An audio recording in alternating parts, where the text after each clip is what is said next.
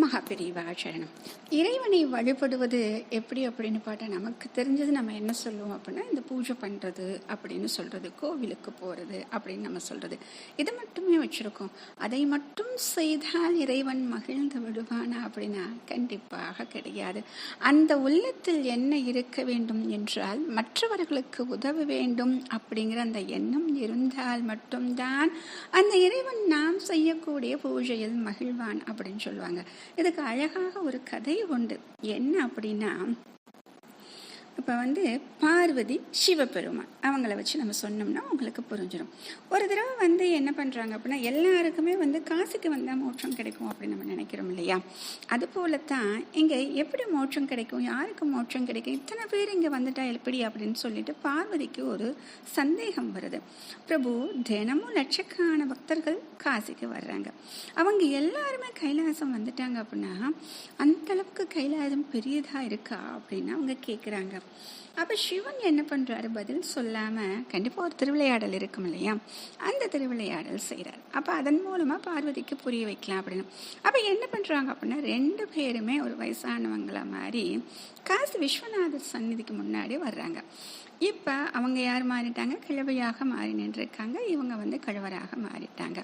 இப்போ கிழவியாக மாறி நின்ற இந்த பார்வதி என்ன பண்ணுறாங்க, முதியவர் வடிவில் இருந்த சிவனை மடியில் வைத்து கொண்டு என்ன சொல்கிறாங்கன்னா, என்னுடைய கணவருக்கு நான் வறட்சியாக உள்ளது, யாராச்சும் கொஞ்சம் தண்ணி எடுத்து அவர் வாயில் ஊற்றுனீங்கன்னா பரவாயில்லன்னு கெஞ்சுறாங்க. அவங்க அந்த கோயிலுக்கு எத்தனை லட்சக்கணக்கான மக்கள் வருவாங்க யோசிச்சு பாருங்க. கங்கையில் எல்லாரும் நீராடிட்டு வந்த உடனே அவங்களுக்கு என்ன இருக்கு அப்படின்னா, பரிதாபமாக இருக்கு, அடடா இப்படி இருக்காங்களே அப்படின்னு.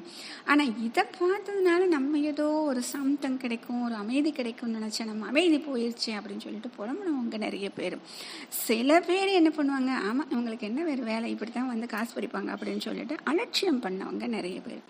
இப்போ கோயில் தரிசனம் போயிட்டு நம்ம பண்ணலாம் அப்படின்னு நினைக்கிறவங்க, ஏன்னா அப்புறம் தரிசனத்தை சாமியை பார்க்க முடியாது, நட சாத்திருவாங்க, அப்புறம் கூட்டம் அப்போ நிறைய காரணம் வச்சுருப்போம் இல்லையா, அப்படி சொன்னவங்க நிறைய பேர். இப்போ என்ன ஆச்சு அப்படின்னா, அங்கே ஒரு திருடன் வர்றான். திருடன் எதுக்கு வருவாங்க, திருடுறதுக்கு தான் வருவான். கூட்டம் அதிகமாக இருக்குன்னா அவனுக்கு நல்ல வேட்டை தானே. அப்போ திருடலான்னு வரும் பொழுது அவனுடைய காதுகளில் இந்த கிழவனுடைய குரல் கேட்கிறது. அப்போ இந்த குரல் கேட்ட உடனே என்ன பண்ணுறான், அவன் கையில் தண்ணி இல்லை, உடனே ஓடியே போய் அந்த கங்கை நீரை எடுத்துட்டு வர்றான். எடுத்துட்டு வாயில் ஊற்றப்படும் பொழுது கிழவி சொல்கிறாங்களாம், என்னோட கணவர் இறுதி கட்டத்தில் இருக்காருப்பா, அதனால் உன்னோட வாழ்வில் ஏதாச்சும் நல்ல செயல்கள் செஞ்சிருந்தனா அது சொல்லி இந்த நீரை கொடுப்பா அப்படின்னு சொல்கிறாங்க. திருடனுக்கு தூக்கி வாரி போகுது. என்னடா இத்தனை நாள் நம்ம திருடிட்டு தானே இருக்க, ஒரு நல்ல விஷயம் கூட பண்ணலையே அப்படின்னு சொல்லிட்டு. அப்போ தயக்கத்தோடு என்ன சொல்கிறாரு அப்படின்னா, இது வரைக்கும் ஒரு நல்ல செயல் கூட நான் செஞ்சதில்லை பாட்டி, ஆனால் இந்த இப்போ பண்ணுறேன் பாருங்கள், இவருக்கு தண்ணீர் கொடுக்கணும்னு அந்த செயல் பண்ணுறேன் பாருங்கள், இதுதான் நான் செய்யக்கூடிய முதல் நல்ல செயல் அப்படின்னு சொன்னானா. அந்த கணத்தில் அந்த முதியவர் எழுந்து உட்காந்துட்டார். இப்போ பார்வதிக்கு புரிய வைக்கிறாரு, அவருக்கும் புரிய வைக்கிறார். மகனே அப்படின்னு கூப்பிட்டோன்னா அவருக்கு புரியல, என்ன இவ்வளோ முடியாமல் இருந்தார், இப்போ எந்திரிச்சு உட்காந்துட்டாரு. வாழ்க்கை அப்படிங்கிறது மற்றவருக்கு சேவை செய்வது. பாரு, இத்தனை பேர் கோயிலுக்கு வந்திருக்காங்க, சாமியை கும்பிட்றோம் சாமியை கும்பிட்றோம் சாமியை கும்பிட்றோன்னா வேக வேகமாக போகிறாங்க வர்றாங்க செய்கிறாங்க. ஆனால் இங்கே ஒருத்தர் கஷ்டப்படுறாங்கன்னு யாருமே பார்க்கலையே.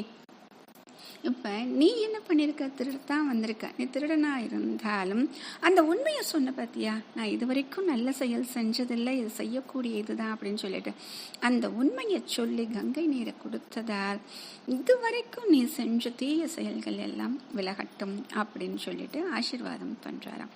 இப்போ நமக்கு என்ன புரியுது அப்படின்னா, இந்த சேவையை விட பலன் தரக்கூடிய பெரிய பிரார்த்தனை எதுவுமே இருக்காது.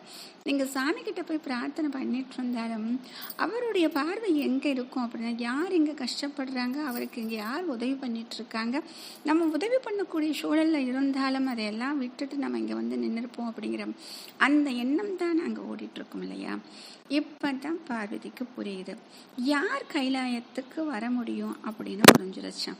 ஆக இதுதாங்க நம்ம பக்தி பண்ணுறதுங்கிறது இதுதான். இப்படி செய்தால் நம்மிடம் அந்த இறைவனின் அனுகிரகம் திரும்பும், நமக்கும் அந்த மோட்சம் அப்படிங்கிற ஒரு பெரிய வீடு பேரு கிடைக்கும். மகாபெரிவா சரணம்.